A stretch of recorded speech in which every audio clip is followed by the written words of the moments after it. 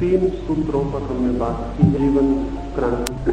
पहला सूत्र, सिद्धांतों से, शास्त्रों से मुक्ति। क्योंकि जो किसी भी तरह की मानसिक कारागृह में बंद है वो जीवन की, सत्य की खोज की यात्रा नहीं। और वे लोग जिनके हाथों में जंजीरें हैं उतने बड़े गुलाम नहीं हैं जितने वे लोग जिनकी आत्मा पर विचारों की जंजीरें हैं, वादों, सिद्धांतों, संप्रदायों की जंजीरें। आदमी की असली गुलामी मानसिक। दूसरे दिन दूसरे सूत्र पर बात की है, भीड़ की आंखों में अपने प्रतिबिंब से बचने, पब्लिक ओपिनियन, वो दूसरी जंजीर। आदमी जीवन भर यही देखता रहता है कि दूसरे मेरे संबंध में क्या सोचते हैं और दूसरे मेरे संबंध में ठीक सोचे, इस भांति का अभिनय करता रहता है। ऐसा व्यक्ति अभिनेता ही रह जाता है। ऐसे व्यक्ति के जीवन में चरित्र जैसी कोई बात नहीं हो। ऐसा व्यक्ति बाहर के अभिनय में ही खो जाता है, भीतर की आत्मा से उसका कभी संबंध नहीं हो। दूसरा सूत्र था भीड़ से मुक्ति। तीसरा सूत्र था दमन से मुक्ति। वे जो अपने चित्त को दबाने में ही जीवन नष्ट कर देते हैं, जिस बात को दबाते हैं उसी बात से बंधे रह जाते। अगर उन्होंने धन से छूटने की कोशिश की, लोभ को दबाया तो वे परम लोभी हो जाएंगे। अगर उन्होंने काम को, सेक्स को दबाया तो कामुक हो जाएंगे। जिसको आदमी दबाता है वही हो जाता है। ये कल तीसरे सूत्र की बात, आज चौथे सूत्र की बात। इसके पहले कि हम चौथे सूत्र को समझें, दमन के संबंध में वास्तविक रूप से कुछ समझ। मनुष्य को पता ही नहीं चलता जन्म के बाद कब दमन शुरू हो गया है। हमारी सारी शिक्षा, सारी संस्कृति, सारी सभ्यता दमनवादी है। जगह जगह मनुष्य पर रोक है। क्रोध तो क्रोध मत करो, लेकिन कोई नहीं समझाता कि अगर क्रोध नहीं किया तो क्रोध भीतर तरक जाएगा, उसका क्या होगा। अगर क्रोध को पी गए तो वो खून में मिल जाएगा, हड्डी तक उतर जाएगा, उस क्रोध का क्या होगा। क्रोध को दबा लेने से क्रोध का अंत नहीं होता। दबा हुआ क्रोध भीतर प्राणों में प्रविष्ट हो जाता। निकला हुआ क्रोध शायद थोड़ी देर का होता, दबा हुआ क्रोध जीवन भर के लिए साथी होता। क्रोध को दबाया कि पूरा व्यक्तित्व क्रोध से भर जाता। लेकिन बचपन से ही सिखाया जाता है क्रोध मत करना। ऐसी ही सारी बातें सिखाई जाती हैं, लेकिन कोई भी तत्व नाव को खेलते रहे। सुबह की ठंडी हवाएं आई तब होश आया थोड़ा। किसी ने पूछा कहाँ आ गए होंगे अब तक हम। आधी रात तक हमने यात्रा की है, न मालूम कितनी दूर निकल आए हो। उतर के कोई देख ले किस दिशा में चल पड़े, कहाँ पहुंच गए। जो उतरा था वो उतर के हंसने लगा और उसने कहा कि दोस्तों तुम भी उतर आओ, हम कहीं भी नहीं पहुंचे हैं, हम वहीं खड़े हैं जहाँ रात नाव खड़ी। वे बहुत हैरान हुए। रात भर उन्होंने पतवार चलाई थी और वहीं खड़े थे। उतर के देखा तो पता चला नाव की जंजीरें किनारे से बंधी रह गई थी, उन्हें वे खोलना भूल गए। जीवन भी, पूरे जीवन नाव खेने पर, पूरे जीवन पतवार खेने पर कहीं पहुंचता हुआ मालूम नहीं पड़ता। मरते समय आदमी वहीं पाता है जहां वो जन्मा, ठीक उसी किनारे पर जहां आंख खोली थी वहीं आंख बंद करते समय आदमी पाता है कि वहीं खड़ा।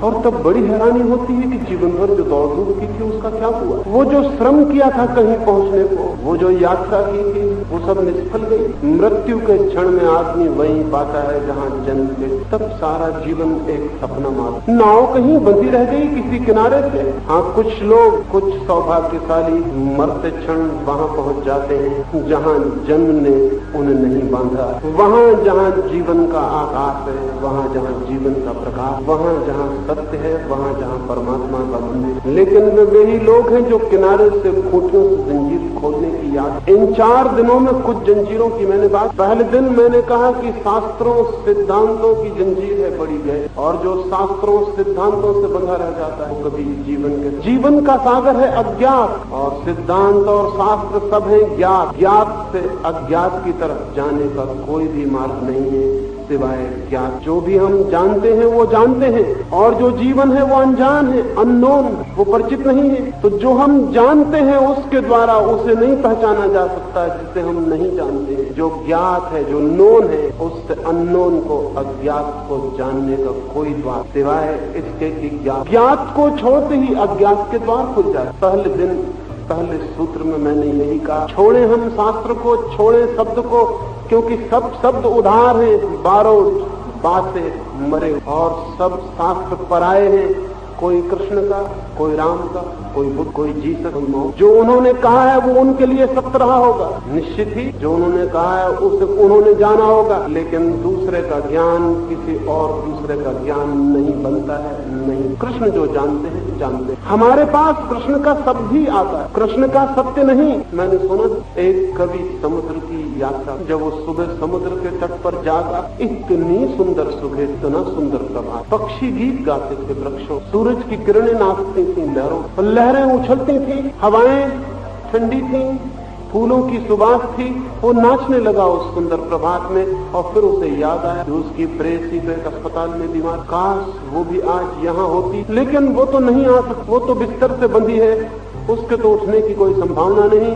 तो उस कवि ने को सूझा कि फिर मैं ये करूं, समुद्र की इन ताजी हवाओं को, इन सूरज की नाचती किरणों को, इस संगीत को, इस सुवास को एक पेटी में बंद करके ले जाऊं। इतनी सुंदर सुबह, टुकड़ा गांव गया और बहुत सुंदर थी। उस पेटी में उसने समुद्र के किनारे खोलकर हवाएं भर ली, सूरज की नाचती किरणें भर ली, सुगंध भर ली। उस सुबह का एक टुकड़ा उस पेटी में बंद करके ताला तुरंत, और उसको अपने पास भेजा। एक जिंदा, नाच उठेगी तू, आनंद से भर जाएगी, ऐसी सुबह मैंने कभी देखी नहीं। उस प्रेयसी के पास पत्र भी पहुंच, पेटी भी पहुंच, सूरज की किरणें, न हवाएं, न कोई सुबास। वो पेटी तो बिल्कुल खाली थी, निहायत खाली। तक पेटी पहुंचाई सौंदर्य को सागर के किनारे। जो लोग सत्य के जीवन के सागर के तट पर पहुंच जाते हैं, वे वहाँ क्या जानते हैं कहना मुश्किल है। हमारा सूरज जिस प्रकाश को वे जानते हैं उसके सामने पता नहीं, वे जिस सुवास को जानते हैं हमारे किसी फूल में, उसकी दूर, वे जिस आनंद को जानते हैं हमारे सुखों में, उस आनंद की एक किरण भी नहीं। वे जिस जीवन को जानते हैं हमारे शरीर में, उस जीवन का हमें पता भी नहीं। उनके मन को प्रेम, तो शब्दों की पेटियों में, गीता में, कुरान में, बाइबल में हमारे पास पेटियां आ जाती हैं शब्द, फिर हम इन्हीं पेटियों को सिर पर ढोए हुए घूमता और चिल्ला रहा है कि सत्य मेरे पास है, मेरी किताब में है।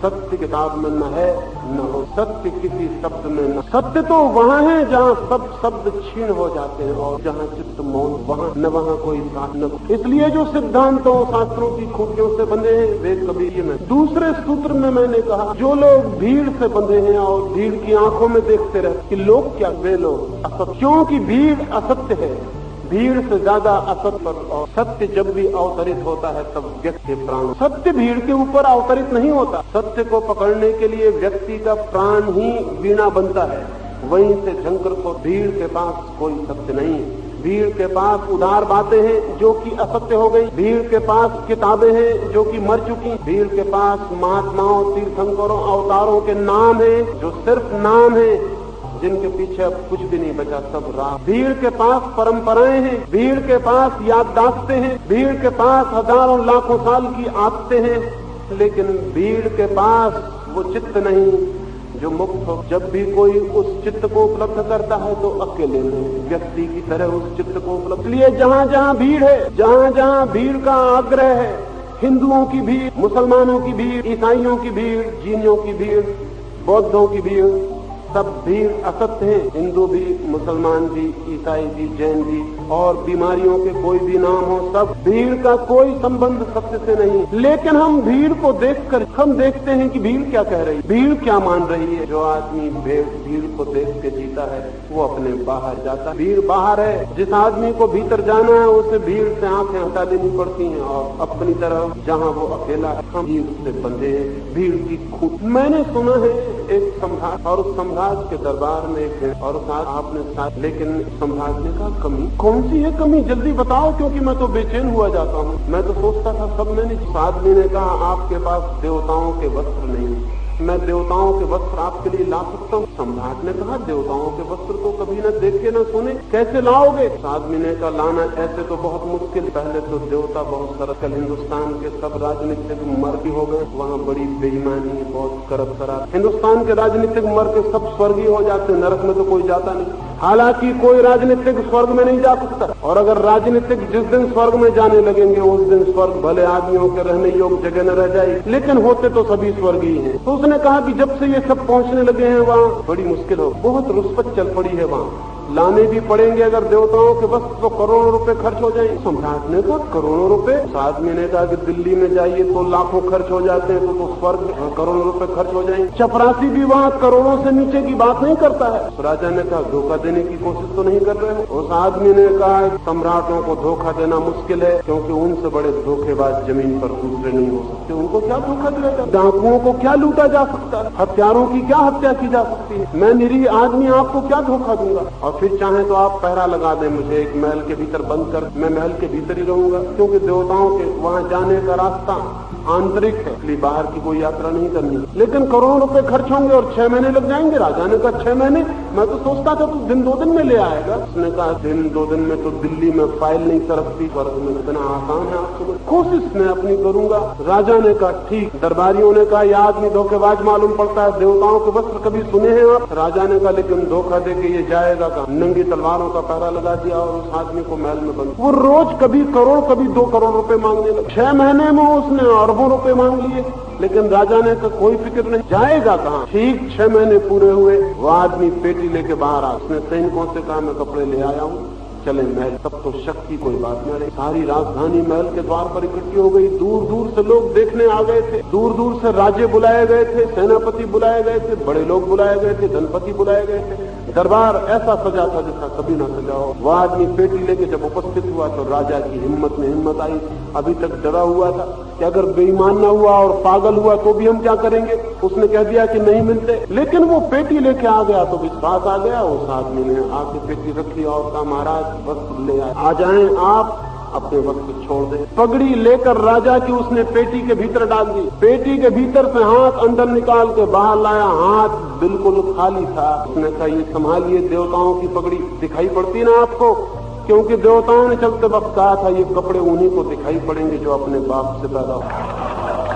पगड़ी थी नहीं, दिखाई बिल्कुल नहीं पड़ती थी, लेकिन एकदम दिखाई पड़ने लगी। उस सम्राट ने कहा क्यों नहीं दिखाई पड़ती? सम्राट लेकिन मन में सोचा कि मेरा बाप धोखा दे देगा, पगड़ी दिखाई तो नहीं पड़ती। लेकिन वो भीतर की बात अब भीतर ही रखनी उचित थी। दरबारियों ने भी देखा, गर्दनें बहुत ऊपर उठाई, आंखें साफ की, लेकिन पगड़ी नहीं थी।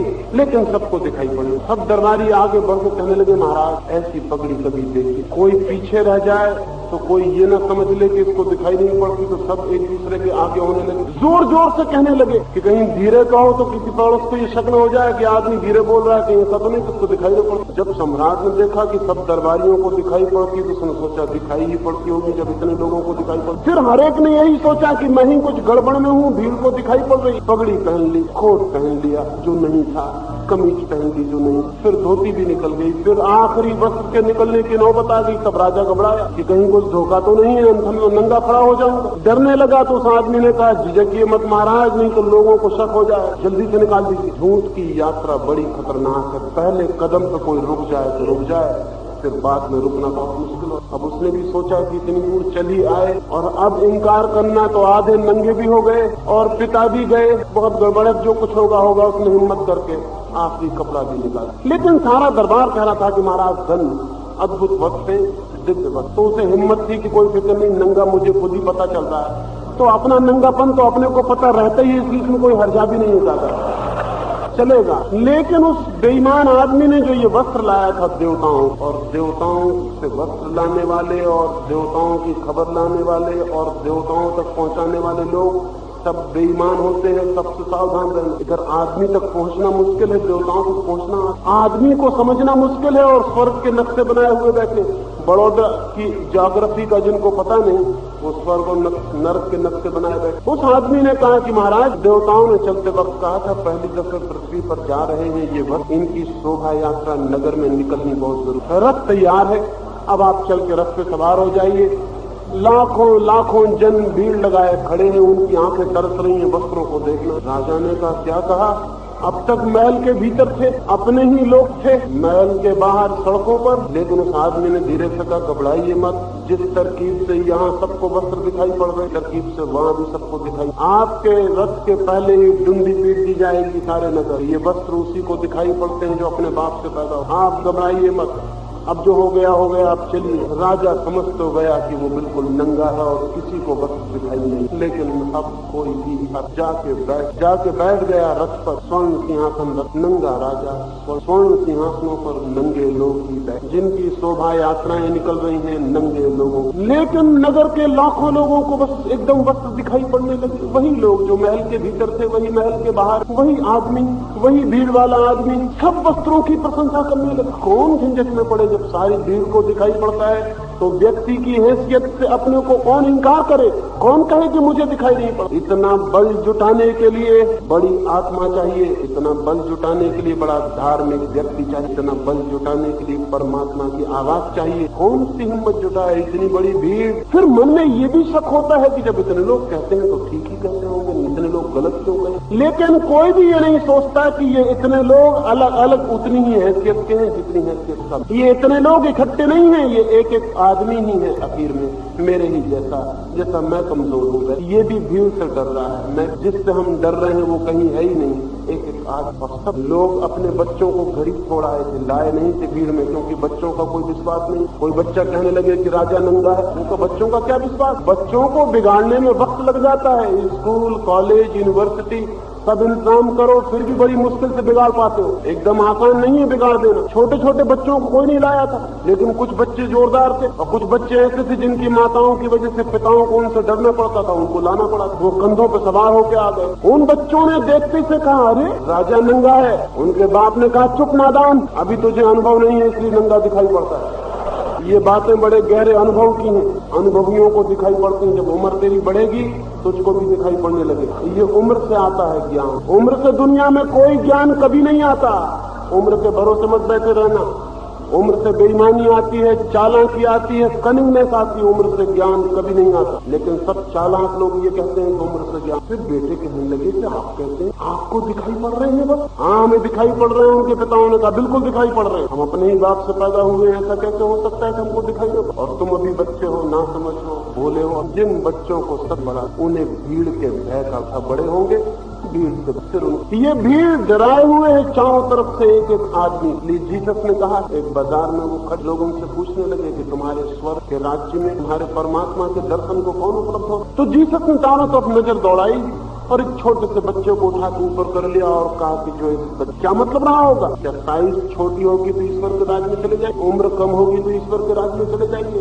नहीं। क्या बच्चे मर जाएंगे तो सब ईश्वर के राज्य में चले जाए? नहीं। लेकिन बच्चों की तरह होंगे, इसका मतलब है जो भीड़ से भयभीत नहीं, सीधे और साफ। जिन्हें जो दिखता है वही कहते हैं कि दिखता है, जिन्हें जो नहीं दिखता कहते हैं कि नहीं दिखता है। जो झूठ को मान लेने को राजी नहीं। जो बच्चे नहीं, बच्चों की तरह का मतलब बच्चे अकेले हैं, बच्चे इंडिविजुअल हैं। बच्चों को भीड़ का कोई मतलब नहीं है।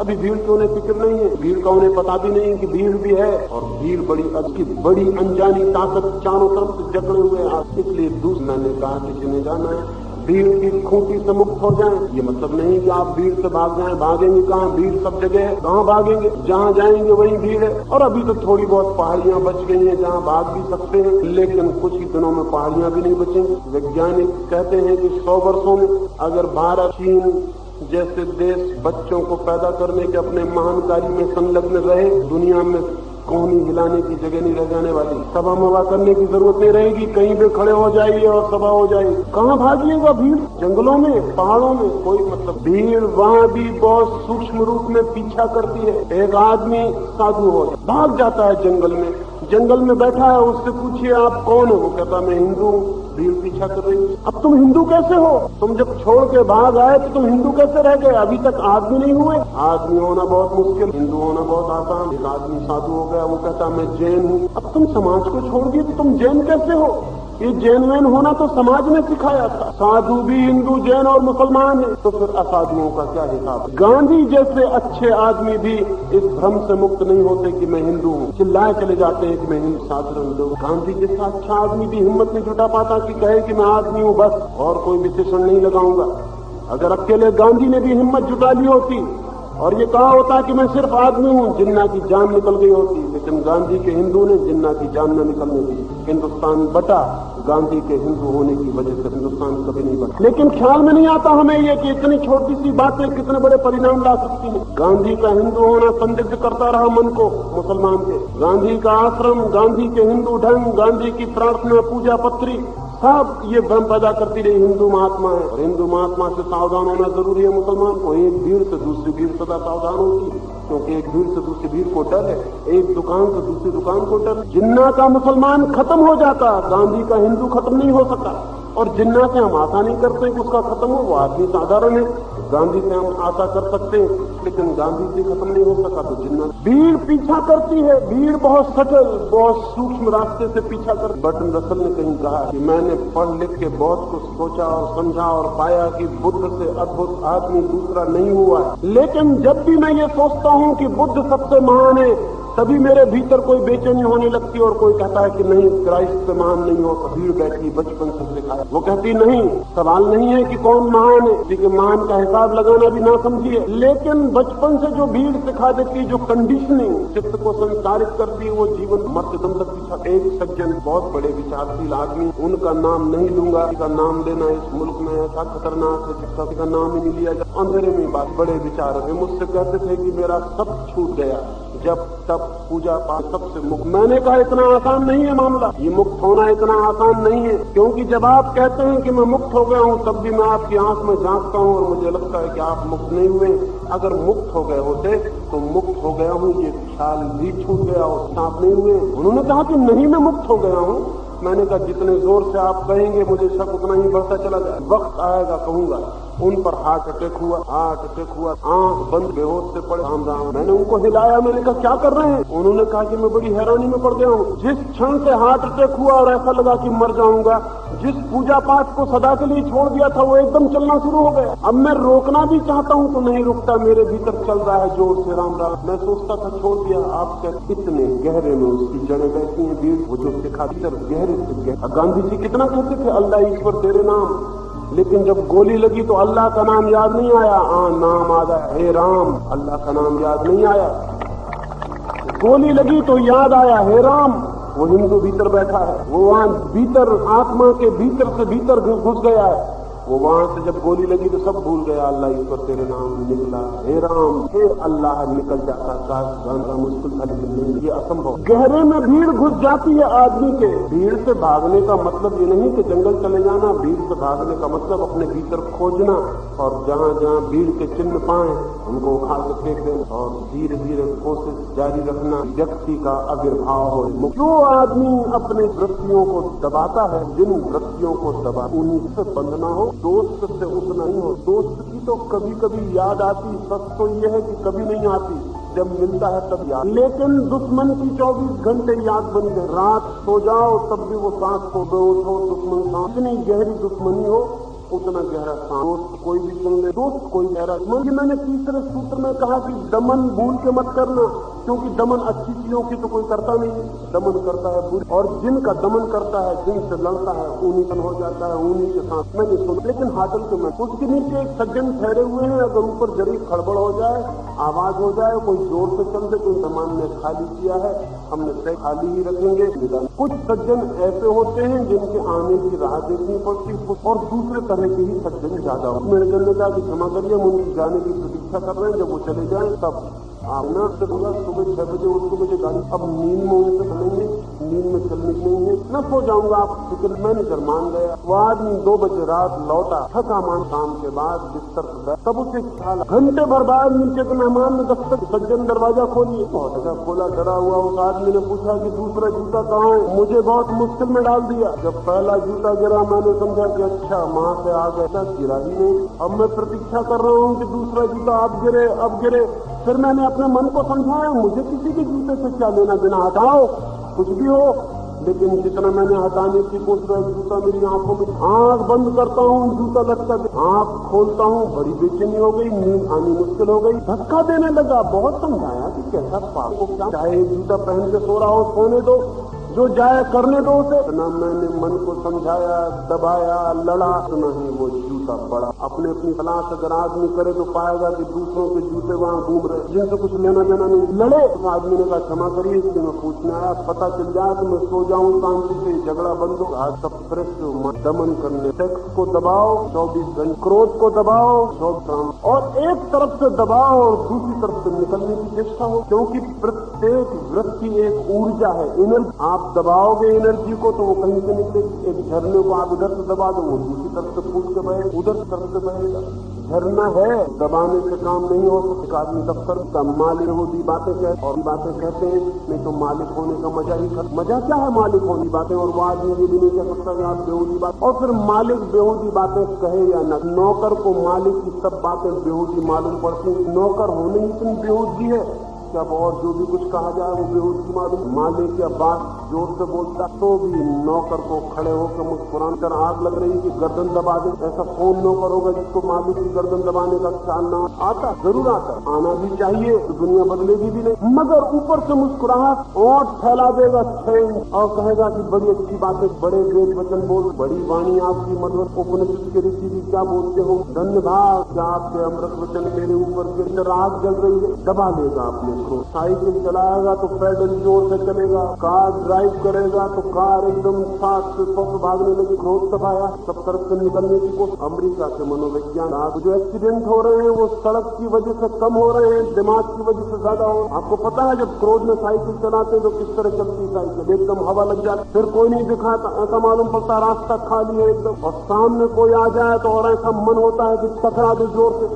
क्योंकि वो भीतर जो टकराहट चल रही है वो आदमी हर बार मौका मिल जाए। पत्नी बड़ी सर वो है ही इसलिए कि आप घर आइए उसकी गर्दन दबाए। उसका मतलब क्या, उसका उपयोग क्या? उपयोग ये है कि घर का जो कुछ आपके ऊपर गुजरे वो जाके पत्नी पर रिलीज करके उसको निकाल। घर पहुंचते से सब गड़बड़ी दिखाई पड़ने लगेगी। पत्नी जिसको कल रात ही आपने कहा था कि तू बड़ी सुंदर, एकदम मालूम पड़ेगी कि ये सूख न था कहा, सब खत्म हो जाएगा। फिल्म की अभिनेत्रियां याद आएंगी कि कौन गई उसको कहते हैं, और रोटी जली हुई मालूम पड़े, सब्जी में नमक नहीं मार, सब गड़बड़ मार, घर घूमता हुआ टूट पड़ेंगे उस पर। कल भी रोटी ऐसी ही थी, क्योंकि कल भी पत्नी यही थी जो आज जनाब सब बदला हुआ दबाया है। वो निकलने के लिए मार्ग और ध्यान, पानी ऊपर की तरफ नहीं, पानी भी नीचे की तरफ, कमजोर की तरफ उतरता है, मालिक की तरफ नहीं चढ़ सकता है। चढ़ाना हो तो बड़े पंप लगाना जरूरी है, कम्युनिज्म वगैरह के पंप लगाओ तब चढ़ सकता है, मालिक की तरफ नहीं तो नहीं चढ़। पत्नी की तरफ एकदम उतर जाए, और पत्नी कुछ भी नहीं, पति पर। ये पति लोग ही समझा रहे हैं पत्नियों को कि हम परमात्मा। बड़े मजे की बातें दुनिया में चल रही, और कोई स्त्री नहीं कहती कि महाशय आप और परमात्मा, आप ही परमात्मा है। तो परमात्मा पर भी शक पैदा हो जाएगा अगर आप ही परमात्मा। आपकी इज्जत नहीं बढ़ती परमात्मा होने से, परमात्मा की इज्जत घटती है आपके होने। कृपा करके परमात्मा को बाइज्जत जीने दो, आप परमात्मा मत बनो। लेकिन कोई स्त्री नहीं कहे। स्त्री के पास फिजूल की बकवास करने के लिए बहुत ताकत, लेकिन बुद्धिमत्ता की एक बात स्त्री से नहीं। परमात्मा की तरफ से क्रोध नहीं किया, उसको भी राह देखनी पड़ेगी, आग लग जाएगी उसके भीतर। बच्चे की राह क्या आओ बेटा, उस बेचारे को पता नहीं, वो अपना नाश्ता हुआ, अपना बस्ता ले हुए स्कूल से चला, उसको पता ही नहीं कि वो कहाँ जा। उधर माँ तैयार इच्छा कर रही सुधार। जितने लोग सुधार की प्रतीक्षा करते हैं ध्यान रखना, जिनके अपने बेटे नहीं होते वो अनाथालय खोल लेते, जिनका अपना घर नहीं होता वो आश्रम बना लेते हैं, लेकिन सुधार करते हैं। जिनको कोई नहीं मिलता वो समाज की कोई भी तरकीब निकाल के सुधार करने में लग जाए। भीतर क्रोध है, भीतर आग को तोड़ने, मरोड़ने, बदलने। वो बच्चा आते से फंस जाए। कल भी वो ऐसे ही आया था, नाश्ता हुआ, लेकिन आज नाचना उसका पतरा मालूम। हमें वही दिखाई पड़ता है जो हमारे भीतर है, हमारा सब देखना प्रोजेक्शन। आज उसके कपड़े गंदे मालूम पड़ेंगे, वो रोज ऐसे ही आता है। बच्चे कपड़े गंदे नहीं करेंगे, बूढ़े कपड़े गंदे करेंगे। कपड़ों का पता ही नहीं, कपड़ों का पता भी बच्चों को कहाँ हो। कपड़े फट गए हैं, किताब फट गई है, स्लेट फूट गई है, और आज बच्चे का सुधार माँ को पता भी नहीं। पति को चांटे पति को पड़ रहे, और बच्चे भली बात जानते हैं तो उनकी पिटाई कब हो, जब माँ बाप में जगबार चलता है। तब माँ बाप लड़ते हैं, बच्चे पिटते हैं। जिनके बच्चे नहीं होते बड़ी मुश्किल। पिटने के लिए कोई कॉमन नहीं, किसको पीटो फिर प्लेटें टूट जाती हैं, रेडियो गिर जाता है, फिर दूसरे उपाय खोजने पड़ते। आपको मालूम होगा भली बात की प्लेट कब टूटती है, और पत्नियों को भी मालूम कब एकदम हाथ से प्लेट टूटने लगती। लेकिन बच्चा पिटेगा, बच्चा माँ के प्रति क्रोध करना नहीं पड़ेगा। 15-20 का औरत और आ जाए ये ताकत देने को, क्योंकि किसी भी औरत से लड़ना हो तो एक औरत का साथ जरूरी, नहीं तो हार निश्चित। औरत से औरत ही लड़ सकती है, आदमी नहीं लड़। राह देखनी पड़ेगी, लेकिन वो बहुत लंबा वक्त है और वक्त देखना पड़ेगा कि जब माँ बूढ़ी हो जाए, क्योंकि तब पासा बदल जाए। अभी माँ ताकतवर है, बच्चा कमजोर है, तब बच्चा ताकतवर होगा, माँ कमजोर हो जाए। वो जो बूढ़े माँ बाप को बच्चे सताते, वो डिलेड रिवेंज करता हुआ क्रोध। और जब तक माँ बाप बच्चों को सताते रहेंगे तब तक बूढ़े माँ बापों को सावधान रहना, क्योंकि वो बहुत लंबी बात है, उतनी देर तक प्रतीक्षा नहीं की जा सकती। क्रोध इतनी देर के लिए मानने को राजी नहीं हो सकता। फिर बच्चा क्या करे, जाएगा अपनी गुड़िया की टांग तोड़ने, किताब पार करे। दबाया हुआ क्रोध इतने रास्ते लेगा, इतनी तकलीफों में डालेगा, इतनी मुश्किलों में उलझाए। दबाया हुआ अहंकार नए नए रास्ते खोज, दबाया हुआ लोभ नए नए रास्ते। मैं एक सन्यासी के पास, सन्यासी मुझसे बार बार कहने लगे, सन्यासियों के पास, विचारों के पास और कुछ कहने को होते ही नहीं। धनपति के पास जाइए तो वो अपने धन का हिसाब बताता है, इतने करोड़ थे, अब इतने करोड़ हो गए, मकान की मंजिला था 7 मंजिला हो गए। पंडितों के पास जाइए तो वो अपना बताते हैं कि एमए थे, अब पीएचडी भी हो गए, अब डीलिट भी हो गए, अब 5 किताबें छपी थी, 15 छप गई। वो अपना बताए। त्यागी सन्यासी क्या बताए, वो भी अपना हिसाब रखता है। त्याग मुझसे रोज रोज कहने लगे, मैंने लाखों रुपए से लात मारी। वो सबसे कहते होंगे। चलते वक्त मैंने पूछा कि महाराज ये लात मारी कब? लगे कोई 35 साल हो गए, लात नहीं पाई 35 साल तक याद। 35 साल बहुत लंबा वक्त, और बेचारी लात मार दी, खत्म करो, अब इसकी 35 साल याद रखने की क्या। लेकिन वो अखबार की कटिंग रखे हुए थे अपनी फाइल में, जिसमें छपी थी 35 साल पहले ये खबर। कागज पुराने पड़ दिखाते दिखाते गंदे हो गए थे, अक्सर समझ में नहीं आते। उनको तरफ पहले उन्होंने लाख, मैंने उनसे कहा लाख लौट के वापिस आ। पहले अकड़ रही होगी कि मेरे पास लाखों रुपए हैं, अहंकार रहा होगा, सड़क पर चलते होंगे तो भोजन की कोई जरूरत न रही होगी, बिना भोजन के भी चल जाते होंगे। ताकत गर्मी रही होगी भीतर, लाखों रुपए मेरे पास, लाखों को छोड़ दिया। सबसे अकड़ दूसरी आ गई होगी कि मैंने लाखों को लात मार दी, मैं कोई साधारण आदमी हूँ। और पहली अकड़ से दूसरी अकड़ ज्यादा खतरनाक। पहले अहंकार दबाया हुआ और बारीक होके आया सामने का। जो भी आदमी चित्त के साथ दमन रहना और दमन का, फिर क्या करें? समाज नीति शास्त्र को जो कहता है कि दबाओ, दमन करो, लड़ो, फिर क्या करें? एक ही बात, छोटा सूत्र है कि बड़ी एक्सप्लोजन की शक्ति है उसमें, अणु ऐसी। इन तीनों जंजीरों से मुक्त होने के लिए एक ही सूत्र, जागना, अवेयरनेस, ध्यान, अमूर्छा, होश, माइंडफुलनेस। कोई जागो, एक उन सिद्धांतों के प्रति जागो जो पकड़े हुए हैं, और जागते ही उन सिद्धांतों से छुटकारा। क्योंकि सिद्धांत आपको नहीं पकड़े हैं, आप उन्हें पकड़े हुए हैं। और जैसे आप जागे और आपको लगा कि अजीब बात है, गुलाम मैं बना हूँ और गुलामी की जंजीर मेरी ही अपने हाथ में है, नहीं लगता। पहला जागरण सिद्धांतों, वादों, संप्रदायों, धर्मों, गुरुओं, महात्माओं, कुछ भी नहीं है हाथ में, कोरी राह शब्दों, जोर कभी हाथ खोल के भी नहीं लगता है। कहीं देखा हो कुछ न पा, बहुत मुश्किल हो। उसे गौर से देखना जरूरी है कि मैं चीजों से जकड़ा हुआ हूँ, मेरी जंजीरें कहाँ है, मेरी स्लेवरी, मेरी गुलामी कहाँ है, मेरी आध्यात्मिक दास्ता कहाँ छिपी है। तो आज जागने के अतिरिक्त गुलाम, क्योंकि ये गुलामी कोई लोहे के झंझोरों की नहीं है, इनको तोड़ने के लिए हथौड़े और आग जलानी पड़े। जंजीरें कुछ बाहर नहीं है, ये जंजीरें सोए हुए होने की जंजीरें हैं। हमने कभी होश से देखा ही नहीं कि हमारी भीतर की मनोदशा क्या है। पागलपन का कोई दूसरा इसमें सहभागी नहीं है, हम खुद ही जिम्मेवार हैं। जागरण, ये हिंदू होने के प्रति, मुसलमान होने, ये सारी सीमाओं के प्रति बंधन, ये कंडीशनिंग जो भीतर है माइंड से, ये मैं क्यों बंधा हूँ? कौन मुझे हिंदू बना गया? किसने मुझे सिद्धांत से अच्छा याद ही नहीं। मन में घुस गई चीजें बाहर से आके, और छोड़ते ही एक फ्रीडम। भीड़ के प्रति जागना है कि मैं जो भी कर रहा हूँ वो भीड़ को देख के तो नहीं कर रहा। आप मंदिर चले जा रहे हैं, सुबह ही उठ के भागते हुए, राम राम जपते हुए, सुबह की सर्दी है, स्नान कर दिया, सोचते हैं कि मंदिर जा रहा हूँ, जरा जाग के देखना है कि मैं आदमी धार्मिक हूँ, मुझे आदमी मंदिर। किसको प्रयोजन है दान देने से? अगर एक आदमी भीख मांगता है सड़क पर, आपको पता है बेकारी अकेले में किसी से भीख मांगने में झिझक, 4 आदमियों हाथ फैला के खड़ा, क्योंकि उसको पता है कि इन 5 आदमियों को देखते हुए ये आदमी इनकार नहीं कर, ख्याल रखेगा। 5 आदमी क्या सोचेंगे कि बड़ा कठोर, 10 पैसे नहीं छूटे, मंगा भीड़ में जल्दी से पीछा पकड़ लेगा। और 10 आदमियों को देख के आपको 10 पैसे देने पड़ते हैं। वो 10 पैसे आप भिखारी को नहीं दे रहे हैं, 10 पैसे आप इंश्योरेंस कर रहे हैं अपनी इज्जत का 10 आदमियों। उन 10 पैसों का आप क्रेडिट बना रहे हैं, इज्जत बना रहे हैं बाजार। लेकिन आपको ख्याल भी नहीं होगा आप घर लौट के कहेंगे कि बड़ा दान किया, पता को दिए, उसको दिए ही नहीं, उसको तो भीतर से गाली निकल रही है। उनको जो सांस, भीड़ सब तरफ से पकड़े हुए है। एक मंदिर बनाता था एक आदमी, एक गांव में मैंने देखा है, मंदिर बनता है, भगवान का मंदिर, भगवान के मंदिर बनते थे, नया मंदिर बन रहा था उस गांव में। वैसे ही बहुत मंदिर, आदमियों को रहने की जगह, भगवान के लिए मंदिर बनते चले जाते, और भगवान का कोई पता नहीं है कि वो रहने को कब आएंगे कि नहीं आएंगे, आएंगे कि नहीं। नया मंदिर बनने लगा तो बहुत मंदिर है गाँव में, भगवान का कहीं पता नहीं, और एक इसलिए बना रहे हो।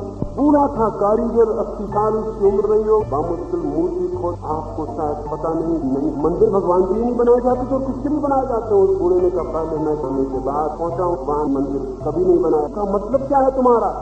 उस बूढ़े ने मेरा हाथ पकड़ा और कहा कि भीतर आओ। और बहुत कारीगर काम करते थे, लाखों रुपए का काम, क्योंकि कोई साधारण आदमी मंदिर नहीं बना रहा था। अब से पीछे जहाँ पत्थरों को खोदते कारीगर थे, बूढ़े ने ले जाकर मुझे खड़ा कर दिया एक पत्थर के सामने और कहा कि इसलिए मंदिर बन रहा। पत्थर पर मंदिर को बनाने वाले का नाम, सब मंदिर इस पत्थर के लिए नाम ने बनवाया। मंदिर तो बहाना है पत्थर को लगाने, पत्थर असली चीज है, इसकी वजह से मंदिर भी बनाना पड़ता। मंदिर तो बहुत महंगा पड़ता है, लेकिन इस पत्थर को लगाना है तो क्या पढ़ने के लिए बनते हैं जिनको खुदा है कि किसने बनाया।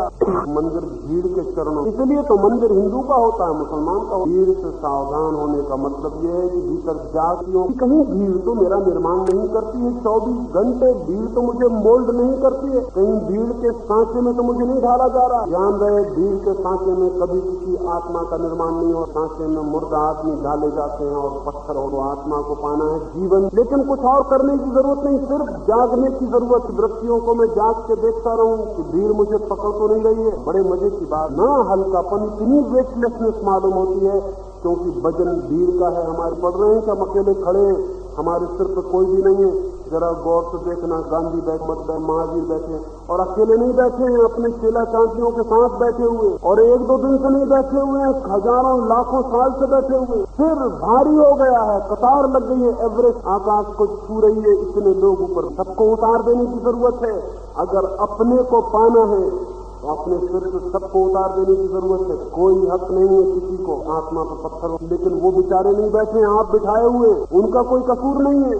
वो तो घबरा गए होंगे कि यह आदमी कब तक धोता रहेगा, हमारे प्राण निकले जा रहे हैं, कितने दिन से बिठाए हुए, हमको छोड़ता ही नहीं। आप ही बिठा, जागते ही उड़ने की तैयारी शुरू हो जाएगी। पंखों की बात, जागना है, दमन। लोग सोचते हैं कि दमन छोड़ देंगे तो भोग शुरू हो जाए। लोग सोचते हैं अगर क्रोध नहीं दबाया तो क्रोध हो जाएगा और झंझट हो जाएगी। अगर मालिक की गर्दन पकड़ लेंगे वो और दिक्कत की बात है, उससे पत्नी की गर्दन पकड़ना ज्यादा कन्वीनियंट, ज्यादा सुविधापूर्ण है, झंझट की बात हो जाए, इसके आर्थिक दुष्परिणाम हो जाए। अगर मालिक की गर्दन पकड़, और मालिक की गर्दन पकड़ने के लिए पत्नी भी कहेगी कि मत पकड़ना, उससे तो मेरी ही पकड़ ले। मालिक की गर्दन पकड़ी तो बच्चे का क्या होगा, पत्नी का क्या होगा, सब दिक्कत में पड़ जाए। तुम तो मेरी ही पकड़ लेना, पत्नी भी यही कहेगी। ज्यादा सुविधापूर्ण, समझदारी का माल नहीं। क्रोध को दबाने, जब किसी के प्रति मन में क्रोध पकड़े तो जाग के देखना कि क्रोध पकड़ रहा है, होश से भर जाना कि क्रोध आ रहा है, देखना अपने भीतर की क्रोध का धुआं उठ रहा है, क्रोध क्या क्या कर रहा है भीतर देखना, और एक अद्भुत अनुभव, देखते दबाना। आज तक दुनिया में कोई आदमी जाग नहीं कर पाया। बुद्ध एक गांव, कुछ लोगों ने भीड़ लगा ली और बहुत गाली। हाँ, जब वो मर जाते हैं तो, लेकिन वो मरने के बाद जिंदा बुद्ध को तो गाली देनी ही पड़ी, क्योंकि ऐसे लोग गड़बड़ी। तो गांव के लोगों ने घेर के बुद्ध को, बहुत मित्र तुम्हारी बात अगर पूरी हो गई हो तो अब मैं जाऊं, मुझे दूसरे गांव जल्दी को। मुझे बाहर गालियां दे रहे हैं, समझ नहीं आती है आपको? क्या बुद्धि बिल्कुल खोजी है? सीधी सीधी गालियां दे रहे हैं, बात नहीं कर रहे हैं। मैंने गाली और मैं ले नहीं सकता, क्योंकि जब से जाग गया हूं तब से गाली लेना, जागते में कोई गलत चीज कैसे ले। आप बेहोशी में चलते हो तो पैर में कांटा गड़ जाता है, सड़क को देख। गलती से आदमी दीवार से टकरा सकता है, लेकिन आंखें खुली हो तो दरवाजे से निकल। बुद्ध ने कहा कि मैं आंखें खोल के जब से जीने लगा हूं, जाग के, तब से गालियां लेने का मन ही नहीं कर। अब मैं बड़ी मुश्किल में पड़ गया। तुम्हें 10 साल पहले आना चाहिए था, तुम जरा देर कर। 10 साल पहले आते तो मजा आ जाता, तुमको मजा आ जाता, हमको तो बहुत तकलीफ होती, हमको तो अभी मजा आता, लेकिन तुम्हें बहुत मजा आता, क्योंकि मैं भी दुगने वजन की गाली तुम्हें दे। लेकिन अब बड़ी मुश्किल है, होश से भरा हुआ आदमी गाली। तो मैं जाऊं? ये लोगों ने कहा जाते इस वक्त एक बात और तुमसे कह दूं, पिछले गांव में मैंने कहा, वो भी जागा हुआ था इसलिए कह सका। सोया हुआ आदमी मिठाइयां देख के भूल जाता है कि पेट भरा। पता है, बेहोश आदमी भूख देख के नहीं खाता, बेहोश आदमी चीजें देख के खाता। होश भरा भूख देख के खाता। हो गई। बुद्ध ने कहा मेरा पेट भरा था, वो भी होश की वजह से 10 साल पहले वो भी आए होते तो उनकी थालियां उन्हें वापस न ले जानी पड़ती, मैं उनको जरूर खा। लेकिन जब से होश आ गया, जाग के देखता रहता हूँ तो गलती करनी बहुत मुश्किल हो गई। वो बेचारे थालियां वापस ले गए। तो मैं तुमसे पूछता हूँ दोस्तों, उन्होंने उन मिठाइयों का क्या किया होगा? उस गाली देने वाली भीड़ में से एक आदमी ने कहा क्या किया होगा? बाद ने कहा यही मुझ गालियों की था और मैं लेता नहीं।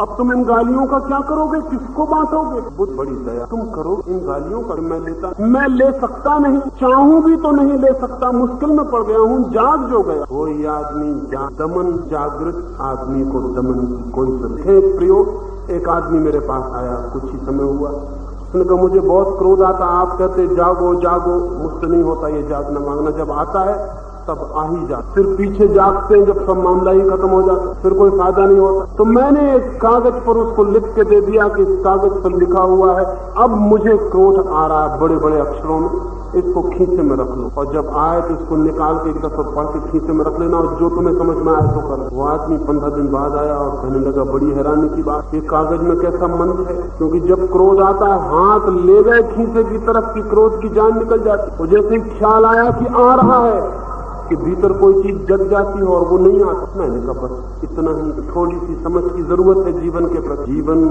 छोटे से राजों से निर्भर होता है और बड़े से बड़ा राज ये है कि सोया हुआ आदमी भटकता चक्कर में, जागा हुआ आदमी चक्कर के बाहर होता। जागने की कोशिश ही धर्म की प्रक्रिया है, जागने का मार्ग ही योग है, जागने की विधि का नाम ही ध्यान है, जागना ही एकमात्र प्रार्थना है, जागना ही एकमात्र उपासना है।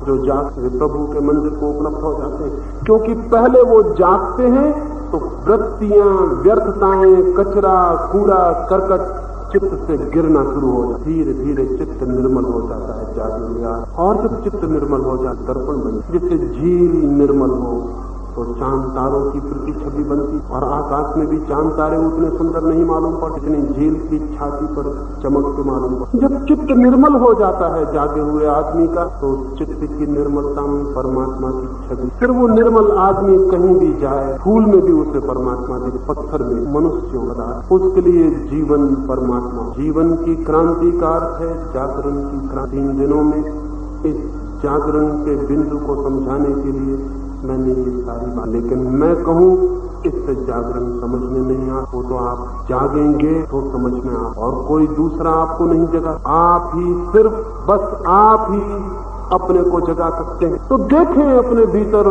और एक एक चीज के प्रति जागना शुरू करें। जैसे जैसे जागरण बढ़ेगा, जीवन बढ़ेगा, मृत्यु कम होगी। जिस दिन जागरण पूर्ण होगा उस दिन मृत्यु विलीन हो जाती है, जैसे थी ही नहीं। जैसे कोई अंधेरे कमरे में एक आदमी दिया लेके चला जाए, दिया लेके पहुंचता है कि अंधेरा खो जाता है, जैसे था ही नहीं। ऐसे ही जो आदमी जागरण का दिया लेकर भीतर जाता है, मृत्यु खो जाती है, दुख खो, शांति खो जाती है। अमृत, वो जिसका कोई अंत नहीं, वो जिसका कोई प्रारंभ, वो जो असीम है, वो जो प्रभु है, उसके मंदिर में प्रवेश। अंत में यही प्रार्थना करता हूँ, उस मंदिर में सबका प्रवेश। लेकिन किसी की कृपा से नहीं होगा, ये किसी के प्रसाद से, आशीर्वाद से नहीं होगा, अपने ही श्रम, अपने ही संकल्प, अपनी ही साधना से होता है। जो जागते हैं वे पाते हैं, जो सोए रह जाते हैं वे खो देते। मेरी बातों को इन 4 दिनों में इतने प्रेम और शांति से सुना, उस सब के लिए बहुत अनुग्रहित हूँ। और अंत में सबके भीतर बैठे परमात्मा को प्रणाम करता हूँ। मेरे प्रणाम।